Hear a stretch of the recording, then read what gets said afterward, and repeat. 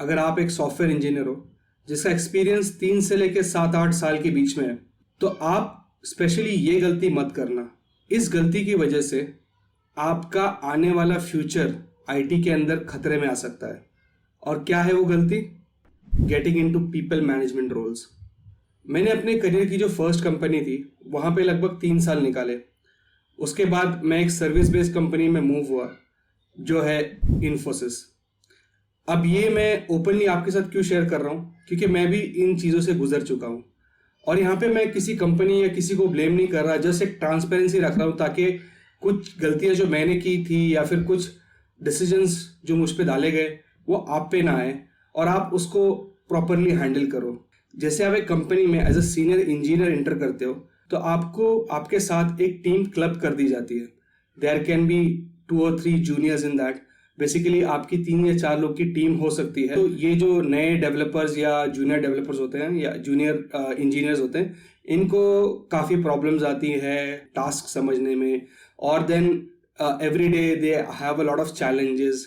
तो एक्सपेक्टेशन ये रहता है कि आपको इनको हेल्प करना है टेक्निकली, और अगर ये कोई अंडरस्टैंडिंग में गैप है तो वो गैप को भी इनको सॉर्ट आउट करना है, मतलब बेसिकली हेल्प करना है। तो आपसे एक्सपेक्ट ये किया जाता है कि आप बेसिकली टीम में टास्क को डिवाइड करो बेस्ड ऑन कौन कितना केपेबल है। अगर आपको लगता है कि ये टास्क ये वाला डेवलपर ले पाएगा, ये टास्क ये वाला डेवलपर ले पाएगा, तो बेसिकली आपको उनको अलाइन भी करना पड़ता है कि हाँ ठीक है, अपने पास ये 4 टास्क है इस स्प्रिंट में, तो आप लोग ये टास्क पे काम करो। अब टास्क दे दिया तो ऑब्वियसली रेगुलर प्रॉब्लम्स आएंगे, तो उसके लिए सिंकअप अरेंज करो। दिन में हाफ एन आवर 1 घंटा आप स्पेसिफिकली एक कॉल के जरिए इनकी हेल्प करो, या फिर एक बेसिकली ट्रैकर बनाओ जहाँ पे आप इनके कितना इन्होंने काम किया है, कहाँ पे स्टक है, बेसिकली मैनेज करो उनके टास्क को। अब आपके जो सीनियर मैनेजमेंट होगा, मे बी आपके जो मैनेजर्स होंगे, जब उनका भी वीकली कॉल होता है तो वो आपको इंट्रोड्यूस करते हैं that you are a tech lead for this particular component और दिस पर्टिकुलर एरिया। ओके, और आपको आपके मे बी अगर वो लोग वीकली अपडेट्स देख रहे हैं कि कितना काम वीकली हुआ, तो आपको आपकी टीम को रिप्रेजेंट करना पड़ेगा, आपको आपके कंपोनेंट को रिप्रेजेंट करना पड़ेगा वहाँ पे। और आप वहाँ पे इनके स्टेटसेस दोगे कि हमारा इतना काम हो गया, हमने इतना काम किया, और इस टाइप से आप रिप्रेजेंट होगे। तो बेसिकली उनके बीच में और आपके बीच में आप एक कम्युनिकेशन चैनल है कि उनको अगर कुछ अपडेट देना है आपकी टीम को, मतलब सीनियर मैनेजर्स को, तो आपके थ्रू देंगे, ठीक है, एंड वाइस वर्सा। और लेट्स सपोज इसके अलावा अगर आपका मैनेजर ये बोल रहे हैं कि अभी आपके टीम के जो आपका जो कंपोनेंट है उसमें कैसा परफॉर्मेंस रहा है, क्या चीज़ें हमने डिलीवर की है, कैसे हमारे कोडिंग डेज रहे हैं, क्या क्या चीज़ें हमने कवर की, बेसिकली जो पीपीटी बनाने वाले काम होते हैं जहाँ पे आप पीपीटी बना रहे हो, प्रेजेंटेशंस बना रहे हो, तो ये सारे जो है ये पीपल मैनेजमेंट के रोल हैं। अभी आपने देखा मैंने सारे लिस्ट किए रोल्स, जैसे कोड में हेल्प करना, डिलीवरीज में हेल्प करना, मैनेज करना उनके इश्यूज को, उनको रिप्रेजेंट करना सामने, और प्लस पीपीटीज बनाना, लीव्स मैनेज करना। तो ये सब जो रोल्स है ना, ये पीपल मैनेजमेंट के रोल्स है। हो सकता है कि आप में से काफ़ी सारे लोग ये काम ऑलरेडी कर रहे हो। इनफैक्ट जब मैंने भी ज्वाइन किया था तो मुझे भी स्टार्टिंग में कुछ दिनों के बाद इसी टाइप के रोल्स ऑफर कर रहे थे। और ये ऐसा होता है कि ये आप होके चूज नहीं करते, बस आपको एक बोलते हैं ना, एक अनसेट थिंग होती है कि हाँ चाहिए टीम है 3 लोगों की, बस आप देख लो, आप मैनेज करो, और धीरे धीरे ये सारी चीज़ें भी उसमें आने लगती हैं। अब बहुत से लोग ये बोलेंगे ठीक है, इसमें कंसर्न क्या है, हमको तो कुछ नया ही सीखने मिल रहा है। पर अब आते हैं प्रॉब्लम्स की साइड पे। सबसे पहले जब आप कंपनी ज्वाइन करते हो तो आप सीनियर डेवलपर किस बेस पे ज्वाइन करते हो?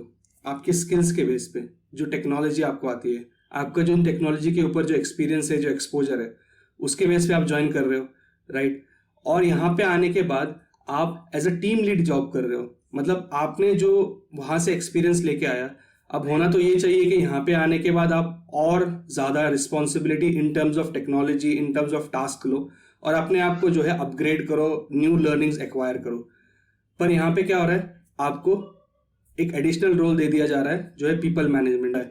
अब इन एडिशनल रिस्पॉन्सिबिलिटीज की वजह से आपका जो अपना काम है, जो आपको अपना पर्सनल लेवल पे टास्क मिले, उसमें भी डिलेज होते हैं। उसमें बहुत सी बार फिर क्या होता है कि क्योंकि आप एक सीनियर रोल पे आपको पता है कि हाँ मैं टास्क अलाइन कर रहा हूँ, तो आप अपने चीज़ों को डेलीगेट करना स्टार्ट कर देते हो, बिकॉज अभी आपके लिए ये सारी चीज़ें प्रायोरिटी है। आपका मैनेजर आपको बोलेगा I want this PPT, I want this to be ready in next 2 hours, तो आप क्या करोगे? आप अपना टेक्निकल काम करोगे या उसके लिए पीपीटीज बनाते बैठोगे? ऑब्वियसली बिकॉज आपने एक्सेप्ट कर लिया है तो आपको पीपीटीज बनानी पड़ेगी, उसके लिए डॉक्यूमेंटेशन बनाने पड़ेंगे। तो इसमें क्या हुआ, आपके पास जो टास्क था आपने क्या किया, किसी और डेवलपर को डेलीगेट कर दिया। अब वो डेवलपर एक्चुअली वो चीज पे काम कर रहा है, आपका उसको सीखने मिल रहा है, उसको चैलेंजेस आ रहे हैं, उसको प्रॉब्लम्स आ रहे हैं और वो उससे सीख रहा है। ओके, तो आपने क्या किया, अपना कार्ड, और ये एक आदत बन जाती है।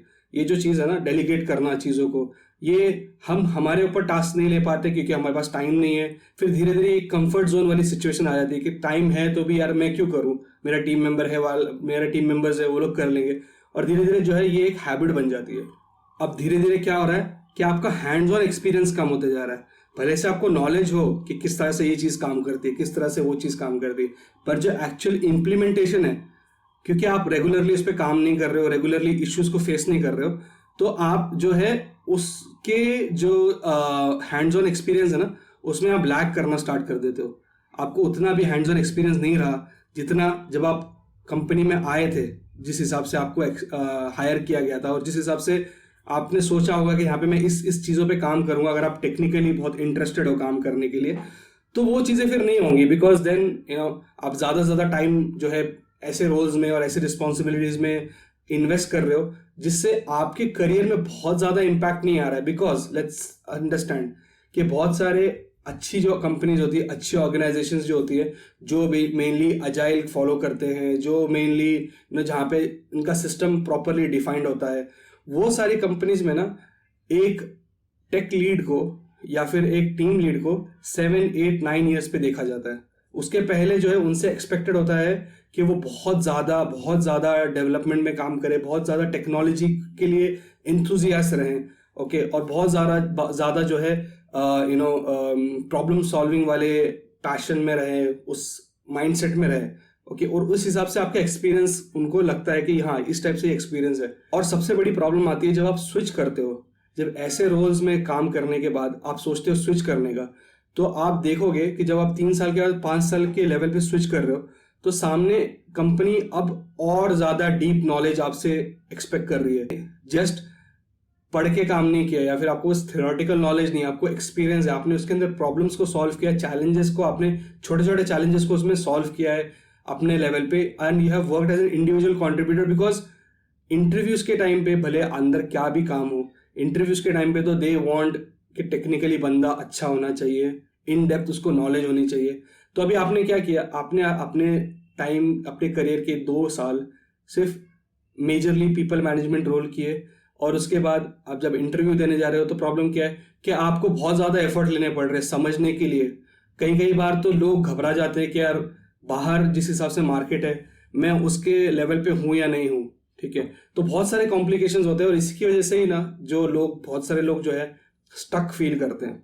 बिकॉज एट द एंड आप क्या दिखाओगे, आप यही दिखाओगे ना, आप टेक्नोलॉजी दिखाओगे। आप इंटरव्यू में आपको टेक्नोलॉजी ही दिखाना पड़े, उसी के बेस पे आपका सिलेक्शन होगा।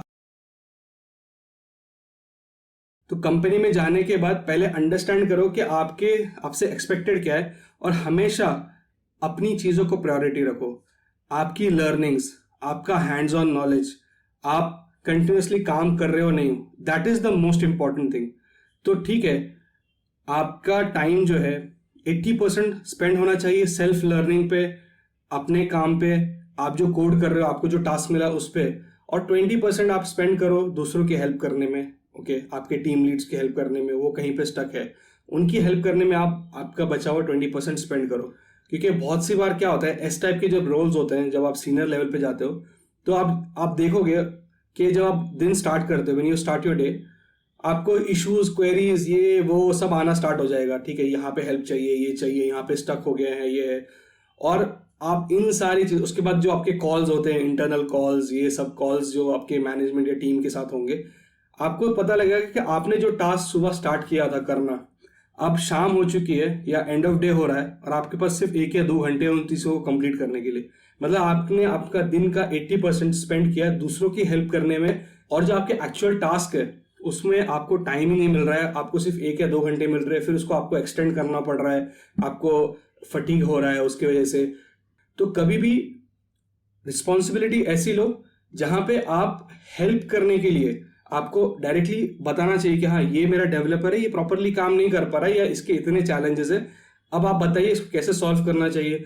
कोई डेवलपर उसको कवर अप करने की जगह पे उसको बताओ, उसको गाइड करो कि हाँ आपको ये सारी चीजें सीखनी चाहिए। और अगर आपको लग रहा है कि नहीं ये केपेबल नहीं है, ये नहीं कर पा रहा है, तो डायरेक्टली मैनेजमेंट से उसको हाईलाइट करो उस चीज को कि हाँ यहाँ पे इस गैप को फिल करने की जरूरत है। और अगर ये डेवलपर उतना गैप फिल करने के में इंटरेस्टेड नहीं है तो फिर डायरेक्टली हाईलाइट करो, why should I take the responsibility of the delivery. अगर कोई और बंदा जो है वो काम नहीं कर पा रहा है, as far as helping them is concerned, obviously give you 110%, but then don't take the responsibility of the delivery or of someone else's work। आज की सिचुएशन में अगर आप देखोगे जहाँ पे AI और ऑटोमेशन की वजह से इतने सारे चीजें स्ट्रीमलाइन की जा रही है, आज के टाइम पे जो मैनेजर लेवल रोल्स हैं, ठीक है, जहाँ पे प्योरली मैनेजमेंट कर रहे हैं, जिनको टेक्निकल नॉलेज बहुत कम है, ऑल्दो उन्होंने टेक्निकली स्टार्ट किया पर अभी काफी साल से they're into management, they're into project management, product owner, काफी लोगों की जॉब जो है पोजीशन खतरे में है। ओके, और ये फैक्ट है because right now what is expected is you have to be a techno manager. आपको टेक्निकली आप बहुत अच्छे स्ट्रांग होने चाहिए, आपको problem solving skills, domain knowledge, ये सारा बहुत स्ट्रांग होना चाहिए, not just people management. People management roles are dead. इसके लिए हमेशा जो आपके मेन वेपन्स है, that is the technology, the skills, उसको हमेशा शार्पन करिए। Every day try to work hands on that and don't get into these roles directly. अगर है ठीक है करना है कर लो थोड़ी देर के लिए, या फिर उसमें भी एक्सपेक्टेशन वेरी क्लियर रखो कि मैं इनको हेल्प कर रहा हूँ बट मैं इनकी रिस्पॉन्सिबिलिटी नहीं लेने वाला, ठीक है, और ना ही मैं कोई स्पेसिफिक कंपोनेंट की रिस्पॉन्सिबिलिटी लूंगा। ठीक है मेरे रोल के लिए मैं करूंगा जितना कर सकते हैं, पर एज एन ओनर मुझे मत बनाओ, या फिर एज एन ये मत करो कि मैं ही हर एक चीज का अपडेट या ये दूं। तो स्पेशली ये चीजें आपको करनी है। हाँ, अगर आप 7 से 8 साल के एक्सपीरियंस पे हो, उस लेवल पे आप करो, और उस टाइम पे आपके रिस्पॉन्सिबिलिटी आपके रोल के अंदर ही होना चाहिए, आपके पास वैसा डेजिग्नेशन होना चाहिए, उस टाइप की सैलरी होनी चाहिए जो जस्टिफाई करे आपके सारे रोल्स एंड रिस्पॉन्सिबिलिटीज को।